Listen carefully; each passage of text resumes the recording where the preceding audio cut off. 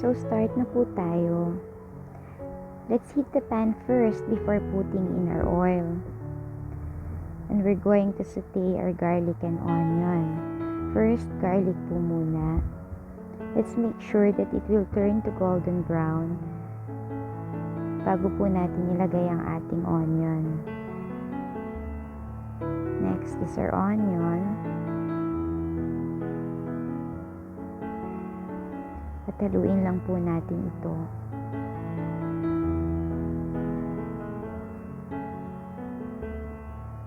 Then our sugar, salt, and pepper.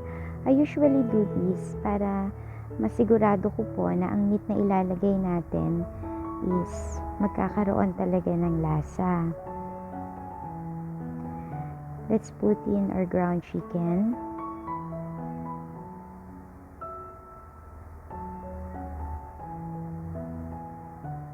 Haluin po natin siya.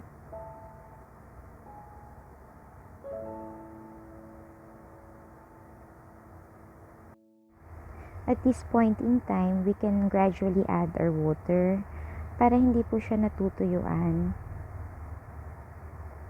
Haluin lang po natin ito.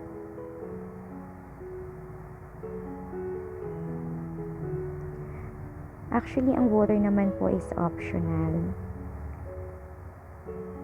Next is our fish sauce.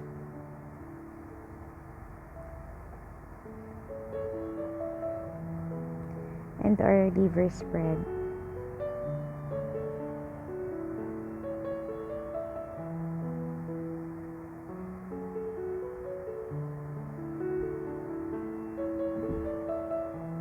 We have to scatter our liver spread throughout the meat para po sure tayo na may lasa ang ating meat.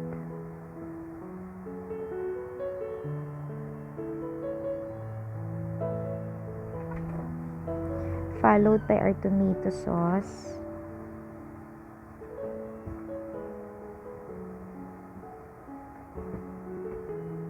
Stir it in.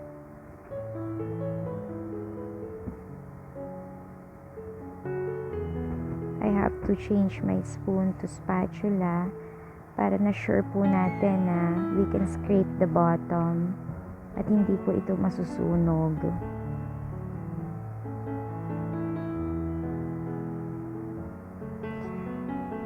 At this point in time, pabayaan lang po natin siyang kumulo, cover the pan, and simmer it for 3 minutes.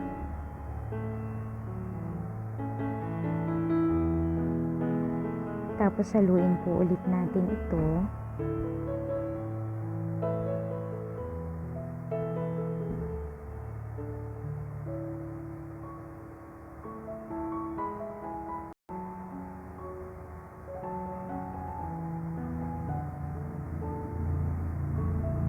Then add our potatoes.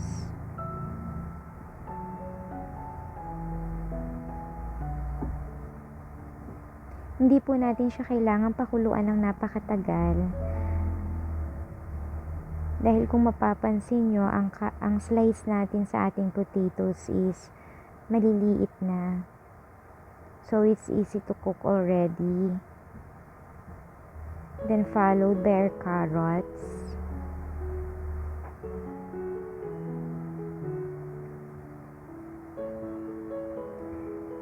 Haluin lang po natin siya.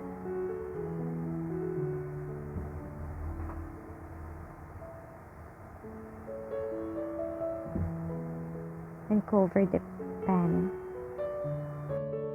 And now, let's check in sa ating niluluto. Medyo natutuyuan na po siya ng sabaw. Actually, ang picadillo hindi naman po kailangan na masabaw. Kailangan medyo thick ang sabaw niya. Yung iba nga halos wala na pong sabaw. But I prefer to thickness of it kasi mas masarap yung may nalalasahan ka. So, inad na po natin yung hotdogs. Stir in lang po natin siya.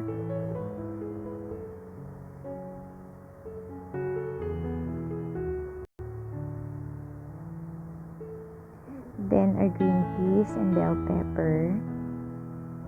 Haluin po ulit natin.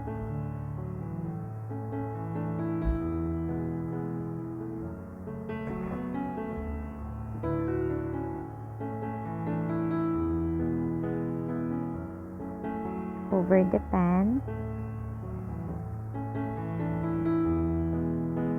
And finally, our raisins.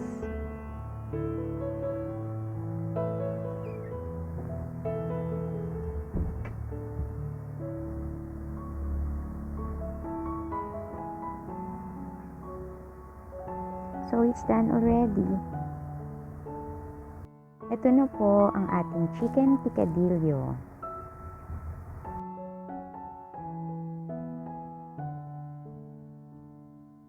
Don't forget to please like, share, and subscribe. Thank you po.